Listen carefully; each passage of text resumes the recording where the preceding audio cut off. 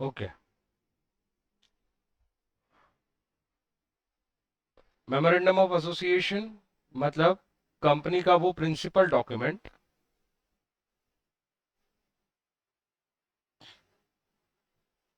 जो रजिस्ट्रेशन के समय पे हम बनाते हैं। फिर इसी के बेसिस पे हम ये कह सकते हैं ये चार्टर ऑफ कंपनी है।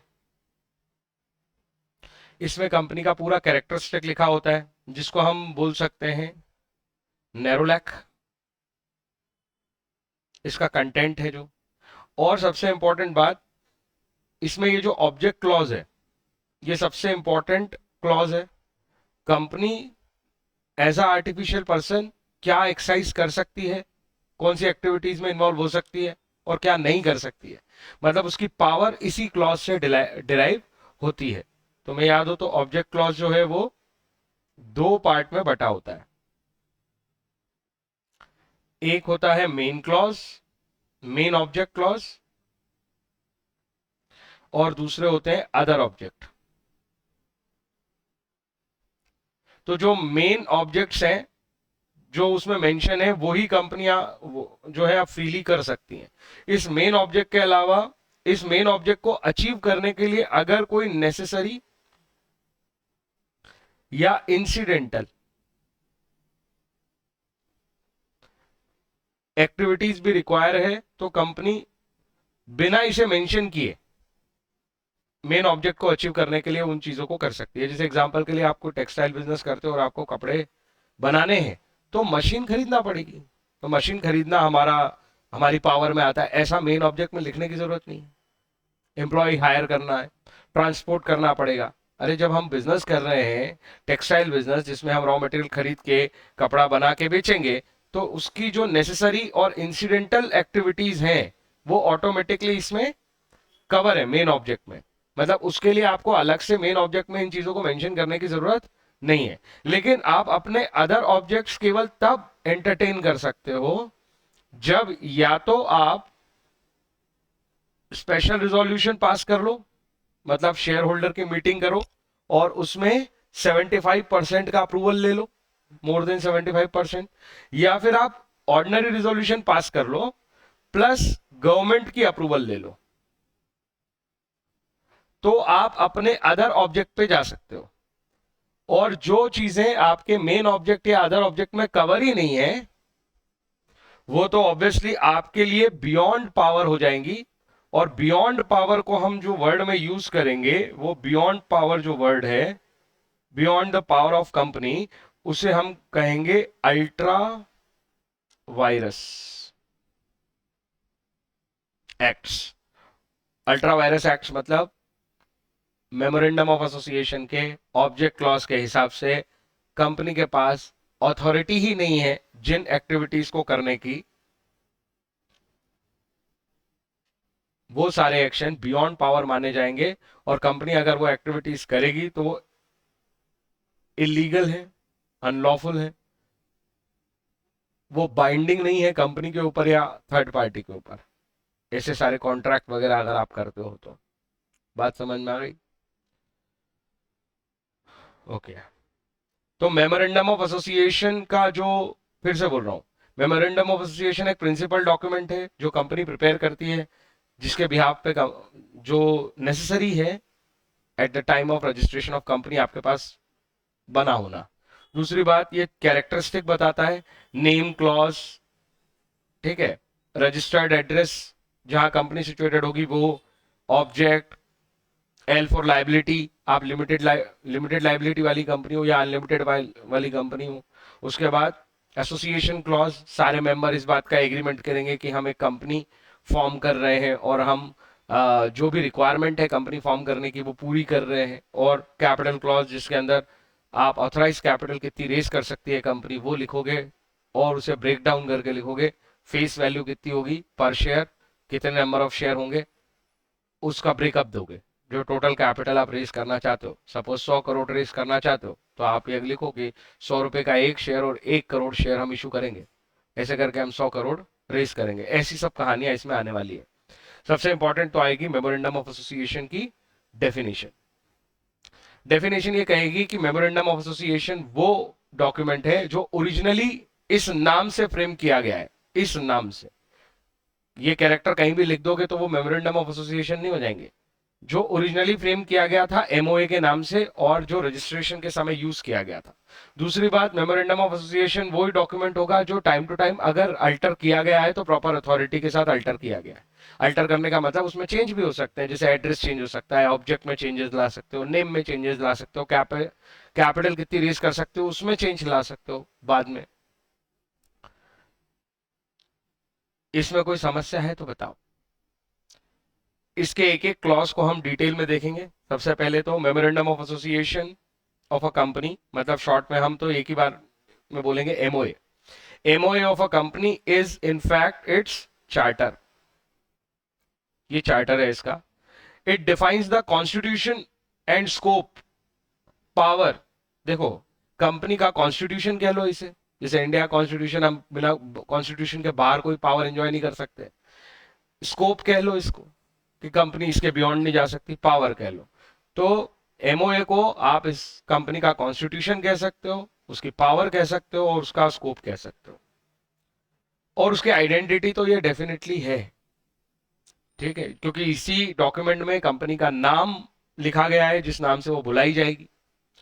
कैरेक्टर है इसमें उसका, लिमिटेड है, अनलिमिटेड है, कितनी कैपिटल रेज कर पाएगी, और पावर भी है।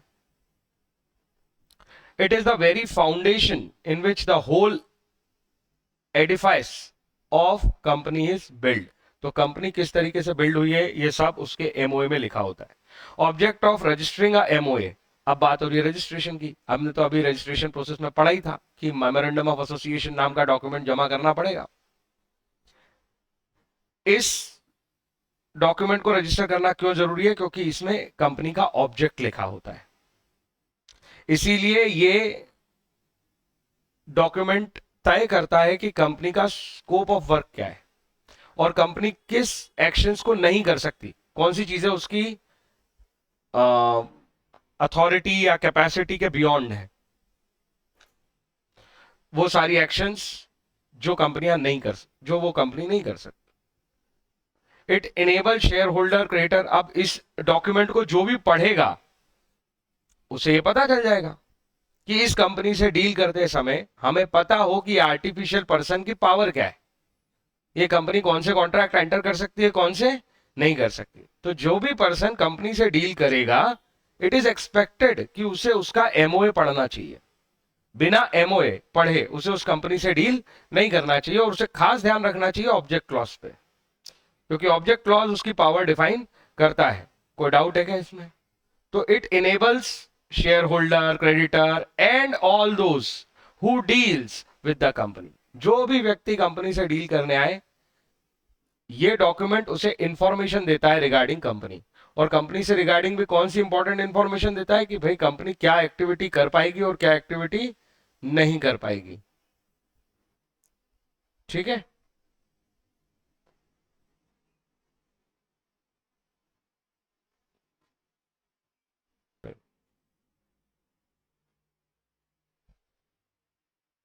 हम्म। अब देखो,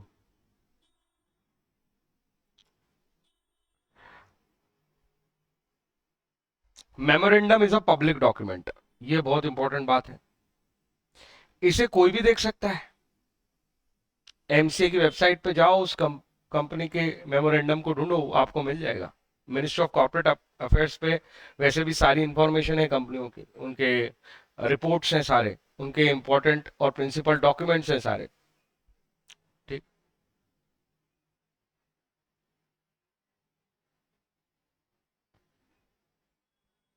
Under Section 399 of the Companies Act, consequently, every person entering into contract with the company is presumed to have the knowledge of the conditions contained therein. तो इट इज प्रिज्यूम्ड, अगर आप कंपनी से deal करने आए हो तो ऐसे हम मान के चलेंगे कि आपको कंपनी के किसके बारे में, मेमोरेंडम ऑफ एसोसिएशन के बारे में डेफिनेटली पता है। मेरी बात समझ में आई? अगर तुम कंपनी से कॉन्ट्रैक्ट करने आ रहे हो तो ऐसा प्रिज्यूम किया जाएगा। ये प्रिज्यूम वर्ड बहुत इंपॉर्टेंट है, इसे अंडरलाइन कर लो। प्रिज्यूम्ड, मेमोरेंडम से डिपार्ट नहीं कर सकती, मतलब अगर उसमें लिखा है कि भाई वो स्टील मैन्युफैक्चरिंग में है और केवल स्टील का ही काम करेगी, तो ऑब्वियसली वो अदरवाइज कोई काम नहीं कर सकती है। Only necessary and incidental to the steel manufacturing वो काम कर पाएगी। ठीक है, ये टेबल के बारे में मैंने पहले ही बताया था और मैंने शेड्यूल के बारे में भी बताया था। अगर कोई एक्ट है तो वो एक किताब जैसा है, ऐसा समझो। वो चैप्टर, सेक्शन, सब सेक्शंस में बटा हुआ है। उसमें जो शेड्यूल्स दिए गए हैं वो बेसिकली किसी फॉर्मेट या लिस्ट के लिए दिए जाते हैं। तो अगर आप मेमोरेंडम ऑफ एसोसिएशन रजिस्टर कराने जाओगे तो आपका फॉर्मेट यूनिफॉर्म होना चाहिए। उस यूनिफॉर्मिटी मेंटेन करने के लिए एक्ट ने खुद फॉर्मेट्स दिए हैं। डिपेंड करता है आपकी कंपनी कौन सी है, टाइप ऑफ कंपनी के हिसाब से आप अपना फॉर्मेट डिसाइड कर लोगे। जैसे आप कंपनी हो लिमिटेड बाय शेयर कैपिटल, या आप कंपनी हो लिमिटेड बाय गारंटी, या आप कंपनी हो limited by share capital having guarantee, ऐसी जो भी टाइप की आप कंपनी हो, या अनलिमिटेड कंपनी, उस हिसाब से आपको टेबल दी गई है। टेबल ए, टेबल बी, टेबल सी, टेबल डी और टेबल ई। ये 5 टेबल में से आप जिस कैटेगरी में आते हो उस फॉर्मेट को डाउनलोड करके फिल करके ले जाओ। बात समझ में आई? देखो ना, टाइप लिखे है ना, table A is the form, format. ये फॉर्म डाउनलोड करो for memorandum of association of a company limited by shares. दूसरी वाली कंपनी कौन सी है? Limited by guarantee and not having share capital, मतलब only guarantee company, only share capital company. तीसरी क्या आ गई? कॉम्बिनेशन आ गई, company limited by guarantee and having a share capital. फिर अगली कौन सी आ गई? Unlimited company. और लास्ट में क्या आ गई? Unlimited company and having a share capital. तो ऐसे 5 कैटेगरी की कंपनी में दी है उन्होंने कि अगर आप इनमें से जिस कैटेगरी में आते हो वो टेबल आप डाउनलोड करके ले जाओ। Content of memorandum, very important topic. Name clause, जब आप रजिस्टर होने जा रहे हो, अगर एज अ कंपनी आप रजिस्टर कराने जा रहे हो अपनी कंपनी, तो नेम क्लॉज में वो नाम आएगा जिस नाम से आपकी कंपनी जानी जाएगी। नेम क्लॉज में आप ऐसा नाम मेंशन नहीं कर सकते जो किसी और प्रीवियस कंपनी के आइडेंटिकल या सिमिलर हो। ऐसा नाम मेंशन नहीं कर सकते जो अनडिजायरेबल हो in the eyes of law और in the eyes of government. Undesirability आ सकती है किसी रिलीजन, किसी कास्ट के स्टेटस को डेट्रीमेंटल लगता हो, ऐसा कुछ भी हो सकता है। या आप मिस रिप्रेजेंट कर रहे हो कि आप तो इंडियन गवर्नमेंट की कोई ब्रांच हो या डिपार्टमेंट हो, जबकि आप तो एक प्राइवेट ऑर्गेनाइजेशन हो। या आप ऐसा दिखा रहे हो कि आपको चैरिटेबल पर्पस के लिए बन रहे हो, जबकि आपका सेक्शन 8 से कोई लेना देना ही नहीं हो। तो ऑब्वियसली ऐसे नाम अनडिजायरेबल हो जाएंगे। तो क्या होता है, सजेस्ट ये किया जाता है कि आप मेमोरेंडम ऑफ एसोसिएशन को भर के लाओ, उसमें अपना कोई नाम लेके आओ। इससे पहले आप एक काम करो, ये क्लियर कर लो कि जो नाम आप रजिस्टर कराना चाहते हो वो नाम अवेलेबल है कि नहीं है, मतलब नेम रिजर्वेशन करा लो। तो हम पहले कंपनी रजिस्टर करने जा रहे हैं, उसके पहले मेमोरेंडम ऑफ एसोसिएशन आरओसी के पास लेके जा रहे हैं, उसके पहले एक और फॉर्म भर लेते हैं। उसका काम यह है कि हम जिस नाम से रजिस्टर होना चाहते हैं वो नाम अवेलेबल है या नहीं, वो अनडिजायरेबल तो नहीं है, ठीक है, वो हमें मिल जाएगा या नहीं, इस चीज की श्योरिटी कर लेते हैं। फिर मेमोरेंडम ऑफ एसोसिएशन बनाते हैं और फिर जाते हैं। तो इसको बोलते हैं रिजर्वेशन ऑफ अ नेम। बात समझ में आई? आपका नाम आपकी कंपनी के टाइप के हिसाब से एंड होगा। अगर आप सेक्शन 8 कंपनी हो तो आपको प्राइवेट लिमिटेड या लिमिटेड वर्ड जोड़ने की जरूरत नहीं है। ये बात हमने सीख ली थी। Section 8 company does not required to end its name by private limited और limited, whether it is even it is a private और अ पब्लिक लिमिटेड, फिर भी उसे ये नाम एंड में जोड़ने की जरूरत नहीं है। ऑब्वियसली अगर आप 1% कंपनी हो तो आपके पीछे ओपीसी नाम आएगा। अगर आप प्राइवेट लिमिटेड हो तो उसके पीछे प्राइवेट लिमिटेड आएगा। अगर आप पब्लिक कंपनी हो तो आपके पीछे लिमिटेड आएगा सिर्फ। और सेक्शन 8 हो तो आपको ये नाम जोड़ने की जरूरत नहीं है। अगर निधि कंपनी हो तो आपके पीछे निधि निधि कंपनी आएगा, निधि लिमिटेड आएगा, याद आया? डोरमेंट हो तो डोरमेंट आएगा। तो नेम क्लॉज में एक काम की बात ये थी। कोई समस्या है तो बताओ।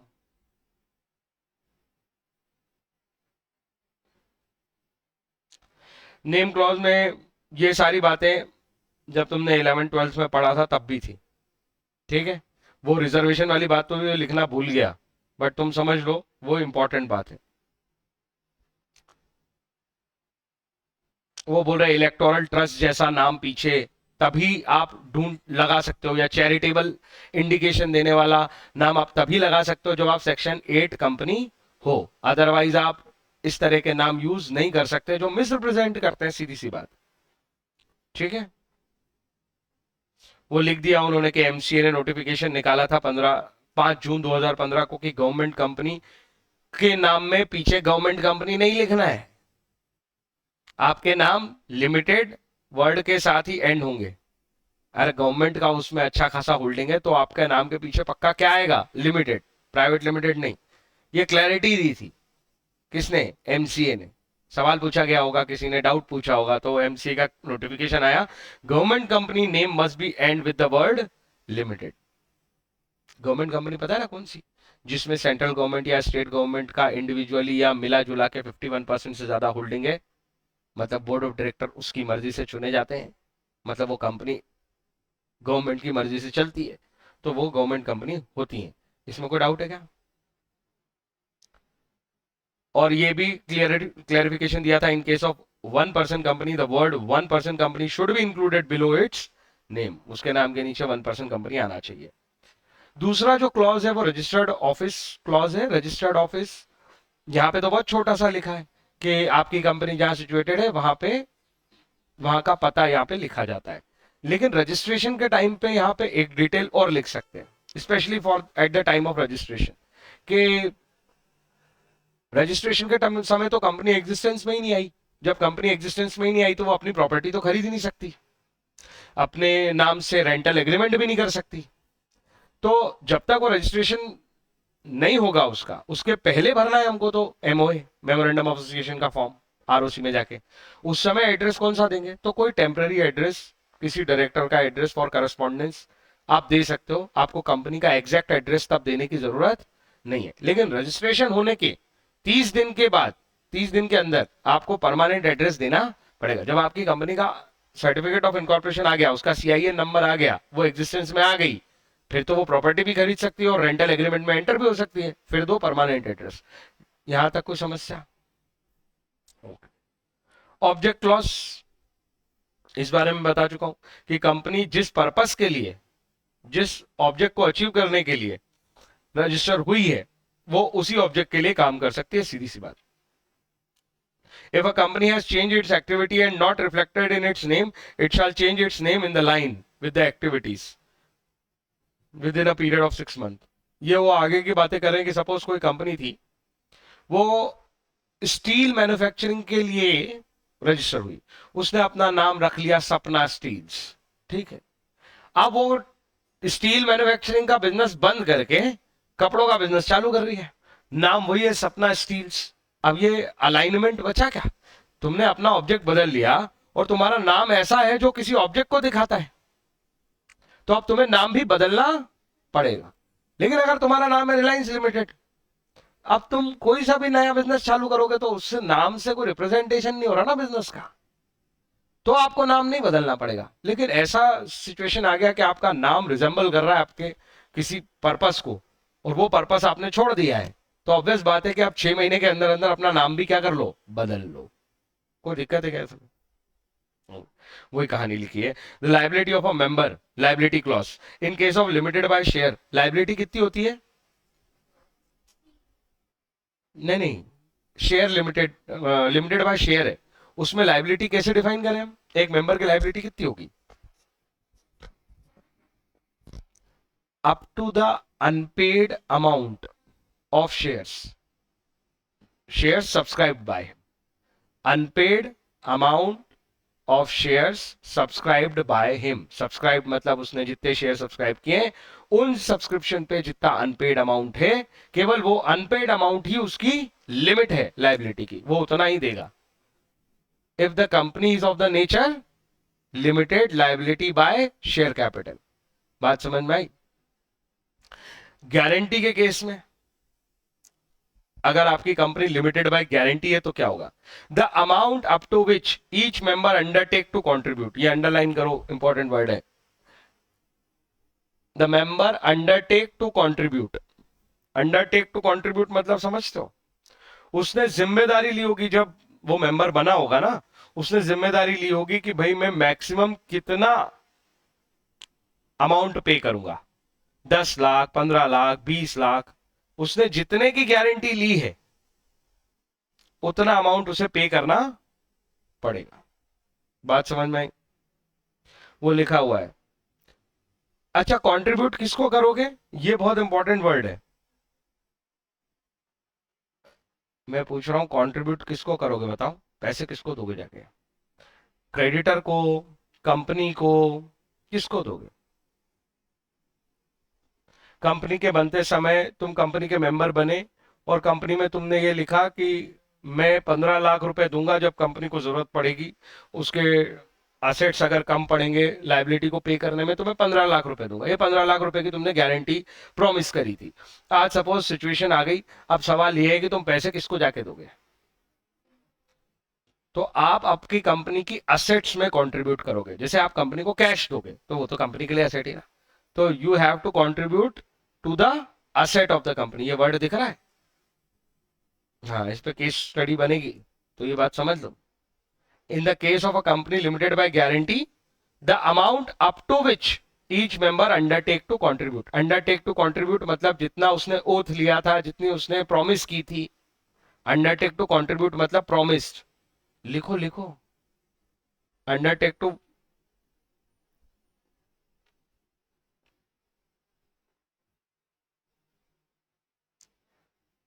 अंडरटेक्स टू कंट्रीब्यूट मतलब प्रॉमिस जितना किया था उसने। और कंट्रीब्यूट कहां करेगा? Contribute to the asset of the company. कब? कभी भी कंपनी उसके पास पैसे मांगने नहीं जा सकती है, फाइनल मौके पे जाएगी, बोले यार अब कंपनी की हालत खराब हो गई है, कंपनी करनी पड़ेगी बंद और सबके पैसे लौटाने पड़ेंगे, अब पैसों की जरूरत है तो लाओ पैसे दो। मतलब केवल वो इवेंट, जो कौन सा इवेंट है, इवेंट ऑफ वाउंड अप। कोई डाउट? इसके नीचे एक पैरा लिखा है, बहुत इंटरेस्टिंग कहानी है ये। सपोज जब कोई कंपनी वाउंड अप होती होगी, तो तुम्हें क्या लगता है, पहले से पता नहीं चल जाता होगा कि कंपनी की हालत खराब चल रही है, अभी वाउंड अप होने वाली है? तो जो मेंबर होंगे उसके, वो क्या सोचेंगे, जल्दी से जल्दी कंपनी का शेयर बेचो और भाग जाओ। तो जिस दिन वाउंड अप हुआ उसके पहले ही कुछ लोग भाग गए होंगे। सपोज वाउंड अप इस दिन हुआ, उसके पहले ही लोग भाग गए, तो कंपनीज एक्ट ने ऐसे भागने वालों के लिए एक प्रोविजन बनाया है।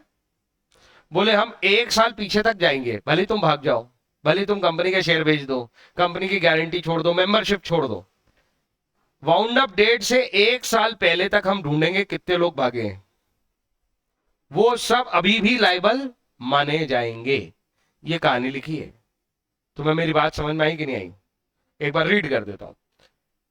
वो बोल रहे हैं हर वो मेंबर जिसने लाइबिलिटी अंडरटेक की थी, मतलब प्रॉमिस किया था, वो कंट्रीब्यूट करेगा to the asset of company in the event of being wound up while he is a member. अगर वो मेंबर है तो कंट्रीब्यूट करेगा ही। उसके बाद ये जो और लिखा है ना, ये वही कहानी है कि वो 1 साल पहले पीरियड जो निकला है अभी, उसके अंदर भी मेंबर था, भले वो उसने अपनी मेंबरशिप छोड़ दी हो, तो भी उसे जो उसने जो प्रॉमिस कर रखा था उसको आके पैसे देने पड़ेंगे। क्या मेरी बात समझ में आई कि नहीं? एंड लिखा है, एंड मतलब इस पॉइंट के साथ दूसरा पॉइंट फ्री है, वो आएगा ही और नहीं है। अब ऊपर वाली कहानी तो ठीक है, असेट में कंट्रीब्यूट करो plus cost and charges of wounding up में भी कंट्रीब्यूट करो। अरे मेरे को तो मेरे 10 लाख देने, बट वो 10 लाख यूज कहां होंगे, कंपनी के एसेट में, और ये वाउंड अप फ्री में थोड़ी हो जाएगा। इसके लिए प्रोफेशनल्स लगेंगे जो असेट की वैल्यूएशन करेंगे, खर्चे आएंगे, इसके भी कंपनी बंद करने के भी खर्चे आते हैं। वो तो हमने पढ़ा ही ना कि सोल प्रोप्राइटरशिप, पार्टनरशिप आसान है, बना लो बंद कर दो, ये इतनी आसान काम नहीं है। तो कंपनी के वाउंड अप के खर्चे भी कंट्रीब्यूट होते हैं। आपका कंट्रीब्यूशन कहाँ इस्तेमाल किया जाएगा, कंपनीज एक्ट ने क्लियर कर दिया, आपका कंट्रीब्यूशन असेट्स बनाने में इस्तेमाल किया जाएगा, क्योंकि असेट से ही तो डेट पे होंगी कंपनी की। और दूसरी बात, वो जो कॉस्ट और चार्जेस लगेंगे वाउंड अप के, उसमें भी आपके कंट्रीब्यूशन को इस्तेमाल किया जाएगा। ये पैसा गारंटी वाला केवल और केवल कौन से इवेंट पे मांगा जा सकता है, वाइंड अप। और किन से मांगा जा सकता है, जो वाइंड अप के समय मेंबर हैं और जो पीछे 1 साल पहले तक जिन्होंने अभी अभी मेंबरशिप छोड़ी है, छोड़ भी दिए तो हम 1 साल तक के लोगों को देखेंगे। इतना कंसेप्ट तुम्हें समझ में आना चाहिए, लिखना चाहिए, आना चाहिए, रटना नहीं है। समझ में आ गई ना बात? ओके।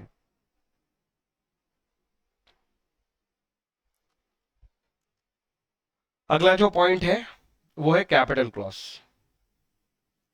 कैपिटल क्लॉज क्या कहता है? Capital clause divided into share of fix amount and the number of shares.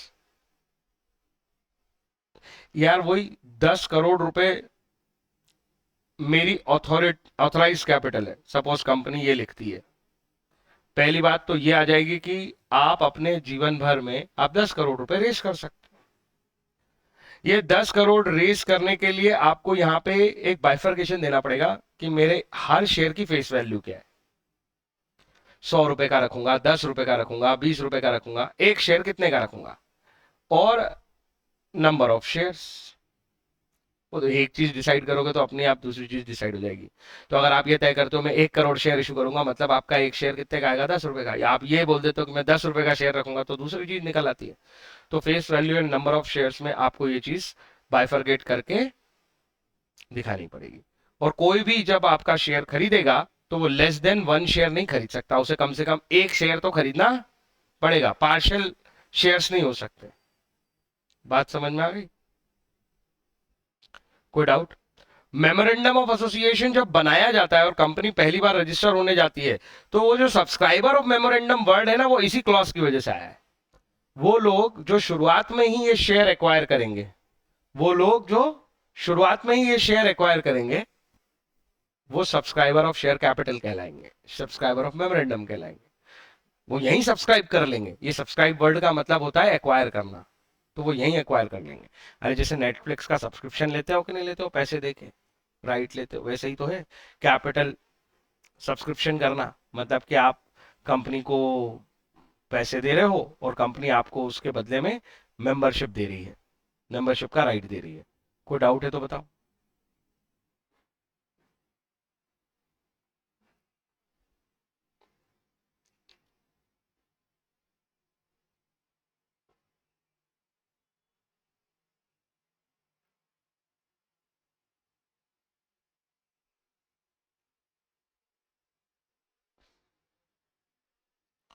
अगला है एसोसिएशन क्लॉज।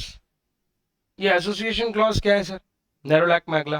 तो एसोसिएशन का मतलब है आप ग्रुप ऑफ पर्सन हो, जो जो लोग सब्सक्राइबर बन के कंपनी में आए हैं, वो मेमोरेंडम को सब्सक्राइब कर रहे हैं और वो सारी टर्म एंड कंडीशन पूरी कर रहे हैं, जैसे कि वो शेयर कैपिटल एक्वायर कर रहे हैं। ठीक है, इस सब चीजों को एक साथ लिखना ही सब्सक्रिप्शन एसोसिएशन क्लॉज कहलाता है।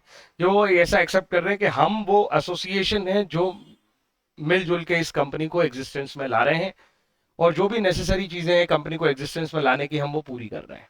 तो ये जो राइटिंग क्लॉज हुआ, ये एसोसिएशन क्लॉज कहलाता है। कोई डाउट है इसमें? बहुत सिंपल सा है।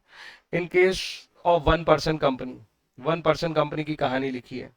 ये लिखा है कि the name of the person who in the event of death of subscriber shall become the member of company. मतलब क्या है, अभी जरा मैं बताऊंगा। 1 पर्सन कंपनी का मतलब होता है एक ही मेंबर है, अगर उसकी डेथ हो जाएगी तो उसकी प्रॉपर्टी किसको मिलेगी, उसका नॉमिनी। तो इन the event of the death of the subscriber, जो कि इकलौता है, वो सिंगल सब्सक्राइबर है, वो अगर उसकी डेथ हो गई तो उसके बाद मेंबर कौन बनेगा, मतलब वो अपनी जो ये राइट है कंपनी के ऊपर, ये किसको देके जाएगा, ये इटसेल्फ मेंशन कर देना चाहिए उसको एमओए में ही। अरे बोलो हाँ या ना? यही लिखा है, name of the person who in the event of death of the subscriber shall become the member of the company. कौन मेंबर बनेगा? आगे देखो, memorandum must be printed divided into paragraph numbered and signed by at least 7 person in case of public company. Private company 2 है, private company के case में, public company के case में है 7। कोई डाउट है क्या? ओपीसी में कितने लोग साइन करेंगे? एक, ऑब्वियस बात है। In the presence of at least one witness, फिर who will attest the signatures, जो इस बात की गवाही देगा कि मेरे सामने इन 7 लोगों ने, 2 लोगों ने या अकेले व्यक्ति ने कंपनी सब्सक्राइब की है, कंपनी की शेयर कैपिटल सब्सक्राइब की है। सारे सिग्नेटरीज के पर्टिकुलर मेंशन होने चाहिए, मतलब उनका नाम पता। पर्टिकुलर्स का मतलब होता है नेम एड्रेस। अरे समझ में आया? ये पर्टिकुलर का मतलब होता है to the memorandum as well as witness. Witness का भी नेम एड्रेस चाहिए। तो जितने सिग्नेटरीज हैं उनके पर्टिकुलर्स चाहिए, और जो विटनेस है उसके भी पर्टिकुलर्स चाहिए। कोई डाउट है क्या? It is to be noted that company being a legal person can through its agent, क्या एक कंपनी दूसरी कंपनी की सब्सक्राइबर ऑफ मेमोरेंडम हो सकती है, हाँ या ना? वही लिखिए। Company being a legal person, तो वो तो आर्टिफिशियल पर्सन है, वो कैसे जाएगी? Through it's agent. तो कंपनी अपना कॉन्ट्रैक्ट एंटर कर सकती है, तो अपना एजेंट किसी को अपॉइंट कर सकती है, नेचुरल इंसान को। वो नेचुरल इंसान जाएगा और वो साइन करेगा, और वो साइन करेगा मतलब कंपनी साइन करेगी। यही तो हमने एजेंसी कॉन्ट्रैक्ट में पढ़ा है कि एजेंट अपनी एक्शन से प्रिंसिपल को लायबल करता है। समझ में आ रही है ना बात? अब एक इंटरेस्टिंग बात लिखिए, however a minor can not be a signatory to the memorandum as he is not competent to contract. तुम अपना एजेंट किसको नहीं बना सकते हो? माइनर को। और वो तो छोड़ो, माइनर इटसेल्फ कंपनी में सिग्नेटरी हो ही नहीं सकता, क्योंकि माइनर कॉन्ट्रैक्ट एंटर, अरे ये सब एसोसिएशन बना रहे हैं, ये सब कॉन्ट्रैक्ट में एंटर हो रहे हैं, हाँ या ना? माइनर कॉन्ट्रैक्ट एंटर नहीं कर सकता। तो उसकी जगह कौन जाएगा? जिसे कंपनी की जगह उसका एजेंट गया है, माइनर का गार्डियन जा सकता है, वो सब्सक्राइब कर सकता है मेमोरेंडम को। कोई डाउट? तो ये माना जाएगा कि माइनर ने सब्सक्राइब कर लिया है पर्सनल कैपेसिटी में, अगर उसका गार्डियन भी सब्सक्राइब करता है तो। कोई डाउट है तो बताओ। The above clauses of memorandum are called compulsory clauses. Clauses कौन से? नैरोलैक। In the addition to these memorandum में कंटेन, क्या सर मेमोरेंडम के अलावा में इन कंडीशन के अलावा कोई और कंडीशन ऐड की जा सकती है? हाँ, की जा सकती है। जैसे कैटेगरी ऑफ शेयर्स बढ़ाई जा सकती है, जैसे इक्विटी शेयर्स, प्रेफरेंस शेयर्स। शुरुआत से ही इक्विटी शेयर भी सब्सक्राइब कर सकते हैं subscriber of memorandum, and preference share भी सब्सक्राइब कर सकते हैं। The MOA of the company cannot contain anything contrary to the provision of Companies Act। तुम बताओ, क्या ये कॉमन सेंस की बात नहीं है कि तुम्हारा memorandum of association contrary, conflict, contradiction में बना सकते हो तुम कंपनीज एक्ट के? अरे किसी भी कानून के अगेंस्ट में तुम कोई कॉन्ट्रैक्ट बना सकते हो? तो कंपनीज एक्ट का कॉन्ट्राडिक्शन में एमओए नहीं बन सकता, ये लिख रहे हो। कोई दिक्कत है इसमें? इफ इट डज, सपोज तुमने बना दिया तो it will be devoid of any legal effect, उसका कोई लीगल इफेक्ट नहीं होगा। कोई डाउट है क्या? Similarly all other document of the company must comply with the provision of the memorandum. मतलब सोचो, कंपनीज एक्ट सबसे ऊपर, उसको ध्यान में रख के मेमोरेंडम बना लिया गया। अब कंपनी के जितने डॉक्यूमेंट बनाए जाएंगे वो 2-2 डॉक्यूमेंट को फॉलो करेंगे। कंपनीज एक्ट को तो फॉलो करना ही है, मेमोरेंडम के बियॉन्ड भी नहीं जा सकते वो। अरे मेमोरेंडम तो पेरीफेरी है ना, जिसके अंदर कंपनी काम कर सकती है। तो आगे के जो डॉक्यूमेंट बनाने हैं तुम्हें, they must follow memorandum as well. Company act तो फॉलो करना है, पर उसको छोटा सर्कल और फॉलो करना है। कंपनी एक्ट तो बहुत बड़ा सर्कल है, उसमें तो बहुत कुछ कर सकते हो तुम, लेकिन तुम तो अपने मेमोरेंडम के बाहर ही नहीं जा सकते हो। आया? समझ आया? मेमोरेंडम ऑफ एसोसिएशन समझ में आ गया? ओके, एक सेकेंड।